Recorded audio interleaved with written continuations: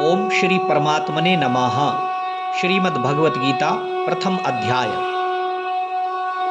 धृतराष्ट्र बोले, हे संजय, धर्मभूमि कुरुक्षेत्र में इकट्ठे हुए युद्ध की इच्छा वाले मेरे और पांडु के पुत्रों ने क्या किया। इस पर संजय बोले, उस समय राजा दुर्योधन ने व्यूह रचना युक्त पांडवों की सेना को देखकर और द्रोणाचार्य के पास जाकर ये वचन कहा। हे आचार्य, आपके बुद्धिमान शिष्य द्रुपद पुत्र धृष्टद्युम्न द्वारा व्यूहाकार खड़ी की हुई पांडु पुत्रों की इस बड़ी भारी सेना को देखिए।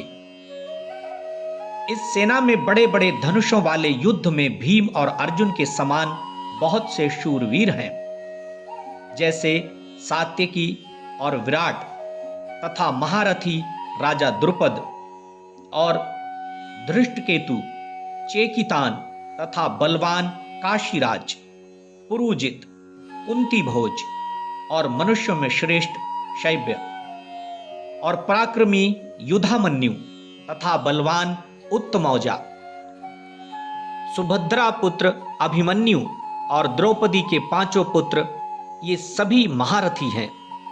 हे ब्राह्मण श्रेष्ठ, हमारे पक्ष में भी जो जो प्रधान हैं उनको आप समझ लीजिए। आपके जानने के लिए मेरी सेना के जो जो सेनापति हैं उनको कहता हूं।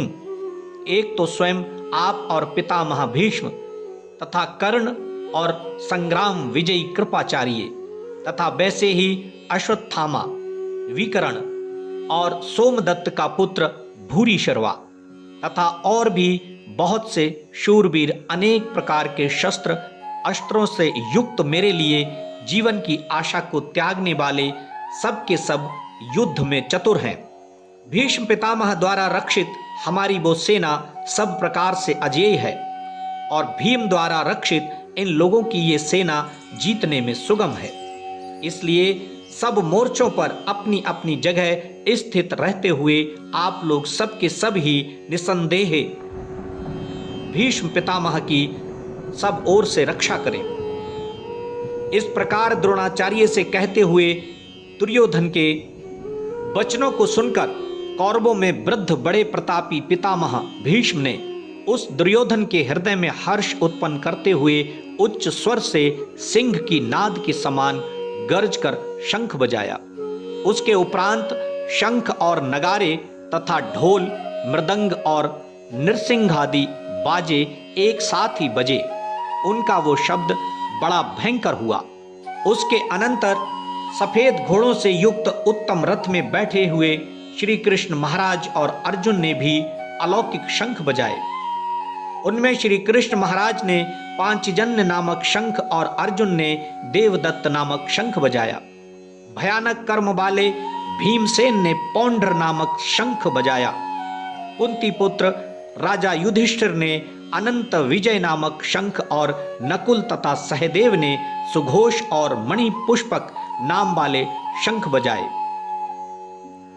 श्रेष्ठ धनुष वाले काशीराज और महारथी शिखंडी और धृष्टद्युम्न तथा राजा विराट और अजेय सात्विकी तथा राजा द्रुपद और द्रौपदी के पांचों पुत्र और बड़ी भुजा वाले सुभद्रा पुत्र अभिमन्यु, इन सब ने हे राजन अलग अलग शंख बजाए और उस भयानक शब्द ने आकाश और पृथ्वी को भी शब्दायमान करते हुए धृतराष्ट्र पुत्रों के हृदय विदीर्ण कर दिए। हे राजन, उसके उपरांत कपिध्वज अर्जुन ने खड़े हुए धृतराष्ट्र पुत्रों को देखकर उस शस्त्र चलने की तैयारी के समय धनुष उठाकर ऋषिकेश श्री कृष्ण महाराज से ये वचन कहा। हे अच्युत, मेरे रथ को दोनों सेनाओं के बीच में खड़ा करिए, जब तक मैं इन स्थित हुए युद्ध की कामना वालों को अच्छी प्रकार देख लूं कि इस युद्ध रूप व्यापार में मुझे किन किन के साथ युद्ध करना योग्य है। दुर्बुद्धि दुर्योधन का युद्ध में कल्याण चाहने वाले जो जो ये राजा लोग इस सेना में आए हैं, उन युद्ध करने वालों को मैं देखूंगा। संजय बोले, हे धृतराष्ट्र, अर्जुन द्वारा इस प्रकार कहे हुए महाराज श्री कृष्णचंद्र ने दोनों सेनाओं के बीच में भीष्म और द्रोणाचार्य के सामने और संपूर्ण राजाओं के सामने उत्तम रथ को खड़ा करके ऐसे कहा कि हे पार्थ, इन इकट्ठे हुए कौरवों को देख। उसके उपरांत प्रथापुत्र अर्जुन ने उन दोनों ही सेनाओं में स्थित हुए पिता के भाइयों को, पितामहों को, आचार्यों को, मामों को, भाइयों को, पुत्रों को, पौत्रों को तथा मित्रों को, ससुरों को और सुहृदों को भी देखा। इस प्रकार उन खड़े हुए संपूर्ण बंधुओं को देखकर वे अत्यंत करुणा से युक्त हुए कुंती पुत्र अर्जुन शोक करते हुए ये बोले, हे कृष्ण, इस युद्ध की इच्छा वाले खड़े हुए स्वजन समुदाय को देखकर मेरे अंग शिथिल हुए जाते हैं और मुख भी सूखा जाता है और मेरे शरीर में कंप तथा रोमांच होता है तथा हाथ से गांडीव धनुष गिरता है और त्वचा भी बहुत जलती है तथा मेरा मन भ्रमित सा हो रहा है, इसलिए मैं खड़ा रहने को भी समर्थ नहीं हूँ। हे केशव, लक्षणों को भी विपरीत ही देखता हूँ तथा युद्ध में अपने कुल को मारकर कल्याण भी नहीं देखता। हे कृष्ण, मैं विजय नहीं चाहता और राज्य तथा सुखों को भी नहीं चाहता।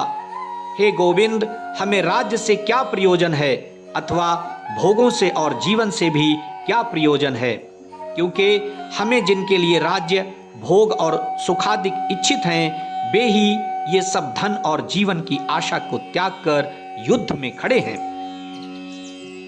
जो कि गुरुजन, ताऊ, चाचे, लड़के और वैसे ही दादा, मामा, ससुर, पोते, साले तथा और भी संबंधी लोग हैं। इसलिए हे मधुसूदन, मुझे मारने पर भी अथवा 3 लोक के राज्य के लिए भी मैं इन सबको मारना नहीं चाहता। फिर पृथ्वी के लिए तो कहना ही क्या है। हे जनार्दन, धृतराष्ट्र के पुत्रों को मारकर भी हमें क्या प्रसन्नता होगी। इन आतताइयों को मारकर तो हमें पाप ही लगेगा। इससे हे माधव, अपने बांधव धृतराष्ट्र के पुत्रों को मारने के लिए हम योग्य नहीं हैं, क्योंकि अपने कुटुंब को मारकर हम कैसे सुखी होंगे।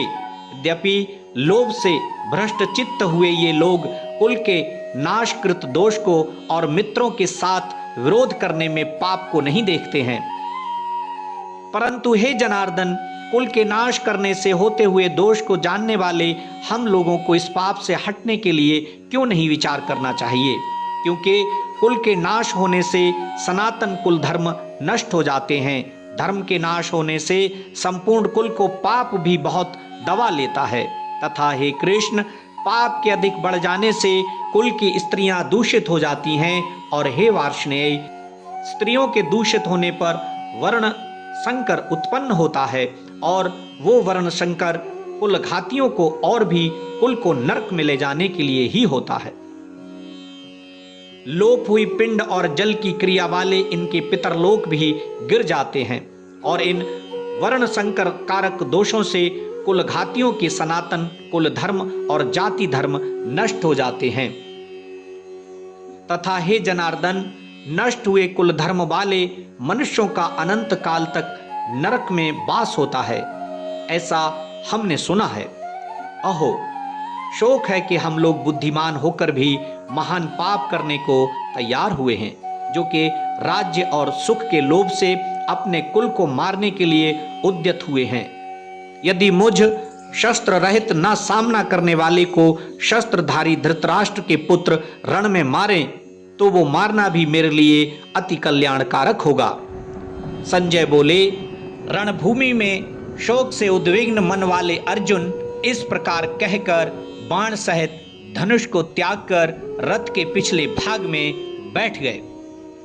इति श्रीमद् भगवत गीता रूपी उपनिषद एवं ब्रह्म विद्या तथा योग शास्त्र विषयक श्री कृष्ण और अर्जुन के संवाद में अर्जुन विषाद योग नामक पहला अध्याय। ओम श्री कृष्णार्पणमस्तु। ओम श्री कृष्णाय नमः।